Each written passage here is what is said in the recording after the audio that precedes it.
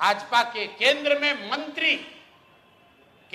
मंत्री धर्मेंद्र प्रधान हैं। ये देखिए हाथ मिला रहे हैं भाई साहब, इस डॉक्टर के घर पर बैठ के इसको दबाव देकर जबरदस्ती इनसे चुनाव में इनका नामांकन वापस लिया गया है। मेरे भाई, लोजपा के एक बाहुबली नेता को बचाने के लिए वहां के एक प्रशांत किशोर ने बिहार चुनाव प्रभारी और भाजपा के केंद्रीय मंत्री धर्मेंद्र प्रधान पर आरोप लगाया कि धर्मेंद्र प्रधान ने डरा धमकाकर जनसुराज के 3 उम्मीदवारों के नामांकन वापस कराने में अहम भूमिका निभाई है। बक्सर के ब्रह्मपुर से प्रत्याशी डॉक्टर सत्य प्रकाश तिवारी के साथ उनकी तस्वीर जारी की। एक केस नहीं है, अब दूसरा केस देखिए। ब्रह्मपुर शाहपुर बक्सर लोकसभा क्षेत्र के ब्रह्मपुर में वहां से दूसरे लोजपा के एक बहुत बड़े बाहुबली नेता हुलास पांडे जी चुनाव लड़ रहे हैं। जरा सुनिए ये लोग कैसा कैसा राजनीति करते हैं। बिहार में स्वच्छता की बात कर रहे हैं। एनडीए का उम्मीदवार कौन है? लोजपा के हुलास पांडे। उनकी छवि क्या है वो आप हमसे बेहतर जानते हैं। वहां से ये जनसुराज के प्रत्याशी हैं डॉक्टर सत्य प्रकाश तिवारी। देख लीजिए, पटना में बहुत बड़ा नेत्र अस्पताल चलाते हैं और इनका चेहरा देख लीजिए कि एक दबाव में इन्होंने टिकट लिया है कि खुशी खुशी लिया है। ये देख लीजिए, इन्होंने जनसुराज का टिकट लिया, जनसुराज ने इनको उम्मीदवार बनाया। 3 दिनों तक इन्होंने सक्रियता से वहां प्रचार किया, लेकिन कल जब नामांकन वापस लेने की अंतिम दिन थी, कल अंतिम तारीख था, परसों रात तक ये साहब अभियान में लगे हुए थे, प्रचार कर रहे थे और कल सुबह में अचानक से भाई साहब ने अपना उम्मीदवारी, अपना नामांकन वापस लिया है। और वापस लेने के पीछे का चित्र देख लीजिए।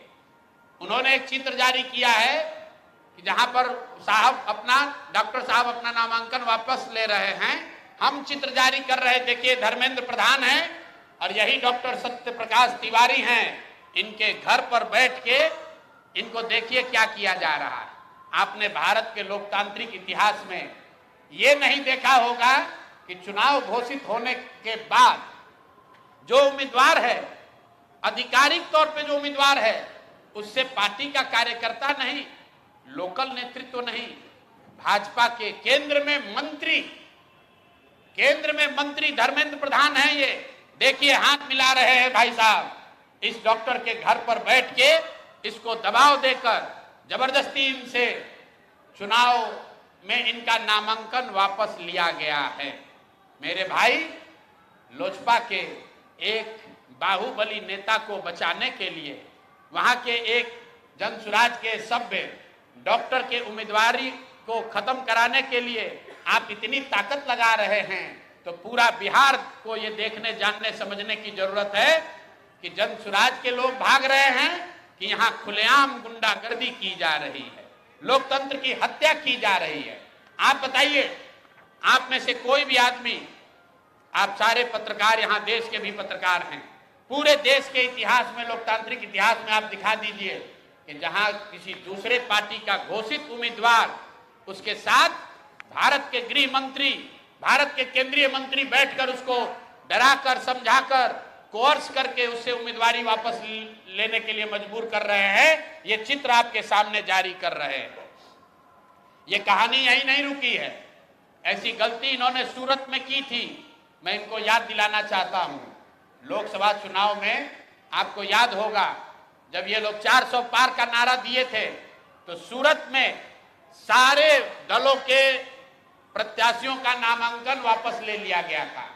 इस स्वतंत्र भारत के इतिहास में पहली बार ऐसा हुआ कि सूरत में भाजपा का प्रत्याशी बिना चुनाव लड़े ही जीत कर आ गया, लेकिन जनता ने उसका करारा जवाब दिया। जो 400 सीट का दावा कर रहे थे, उनको 240 पर निपटा दिया। तो बिहार की जनता को आपके माध्यम से बताना चाहते हैं कि एक सरेआम लोकतंत्र की धज्जी उड़ाई जा रही है, सरेआम उम्मीदवारों को धमकी दी जा रही है, उनको घरों में बंद किया जा रहा है और बंद करने वाले लोग कोई स्थानीय नेता नहीं है, गुंडा बदमाश मवाली नहीं है, भारत सरकार के मंत्री। और ये मैं कह नहीं रहा हूं, ये आप चित्र देखिए, आप चित्र देखिए भारत के गृह मंत्री, उनका क्या लेना देना है मुटुर शाह से? मुटुर शाह से उनका क्या लेना देना हो सकता है? उनसे कोई पूछे कि आप इतने बड़े नेता हैं, भारत के गृह मंत्री हैं, दानापुर में जन सुराज के उम्मीदवार मुटुर शाह के साथ बैठकर आप क्या कर रहे हैं? उसको क्यों सबके साथ, अपने दल के लोगों के साथ आपने घेरा हुआ है?